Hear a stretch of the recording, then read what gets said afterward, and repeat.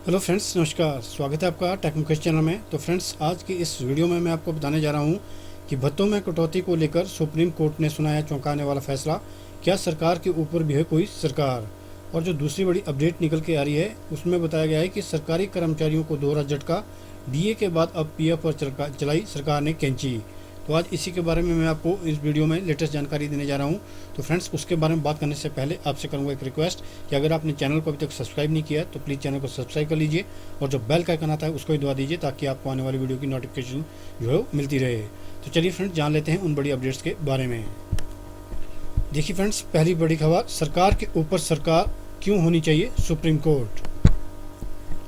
सरकार के हर फैसले के खिलाफ अदालत का रुख कर लेने के ट्रेंड पर सुप्रीम कोर्ट ने नाराजगी जताई है।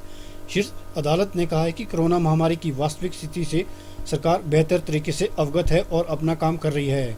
ऐसे में सरकार के ऊपर सरकार यानी सुपर सरकार क्यों होनी चाहिए। शीर्ष अदालत ने यह टिप्पणी उस याचिका पर सुनवाई के दौरान की जिसमें कोरोना महामारी से लड़ रहे पुलिसकर्मियों के वेतन में कटौती को चुनौती दी गई थी। Justice N V. Ramana, justice Sanjay Kishan Kaul और जस्टिस वी.आर. गवई की पीठ ने याचिका पर विचार करने से इनकार करते हुए याचिकाकर्ता को सरकार के पास ही जाने का निर्देश दिया। यह याचिका पूर्व आईपीएस अधिकारी भानु प्रताप बर्गे ने दायर की थी।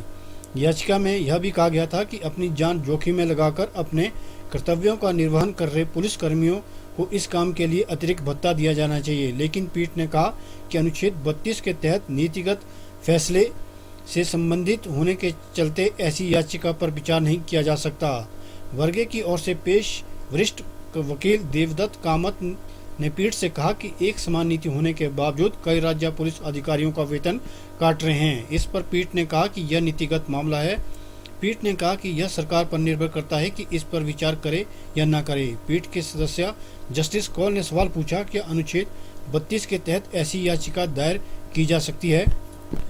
समस्या इस बात की है कि सभी लोग कोरोना मामले में विशेषज्ञ बन गए हैं। कोरोना समस्या को छोड़ अन्य याचिकाएं नहीं आ रही है। जस्टिस कौल ने यह भी कहा कि सभी लोग कठिन वक्त से गुजर रहे हैं। सरकार स्थिति से अच्छी तरह से अवगत है। बेहतर होगा कि सरकार को अपने काम करने दिया जाए। सरकार के ऊपर कोई सरकार नहीं होनी चाहिए। जस्टिस कौल ने कहा, लोगों के पास कोई काम नहीं है तो वह ऐसी याचिका दायर कर काम को ईजाद कर रहे हैं। उन्होंने कहा कि इस तरह की याचिका देखकर हमें दुख होता है। इसके बाद याचिका को खारिज कर दिया गया। सुनवाई के दौरान पीठ ने कामत से यह भी जानना चाहा कि किन राज्यों में पुलिस कर्मियों के वेतन में कटौती की गई है। कामत ने बताया कि राजस्थान, ओडिशा और तेलंगाना में ऐसा किया जा रहा है।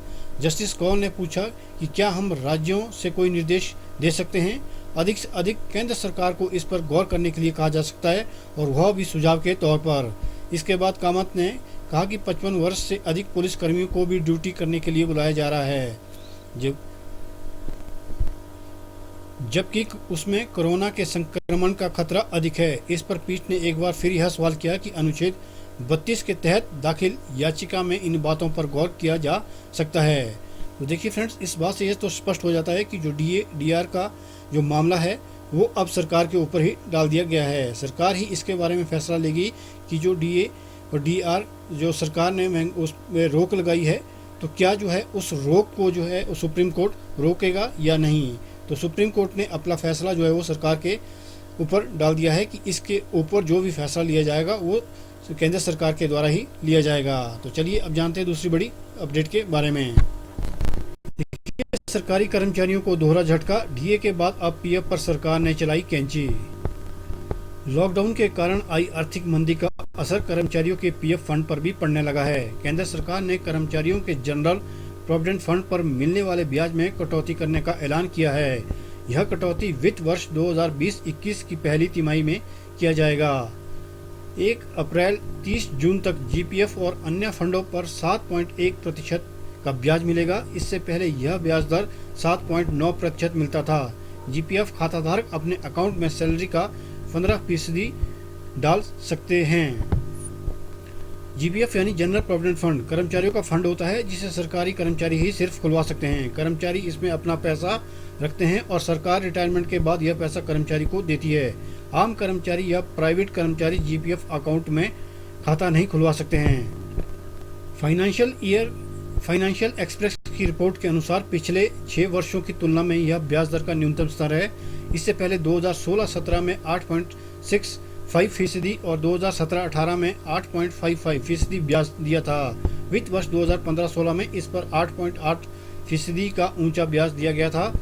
इससे पहले 2013-14 में और 2014-15 में ईपीएफ पर 8.75% का ब्याज दिया गया था।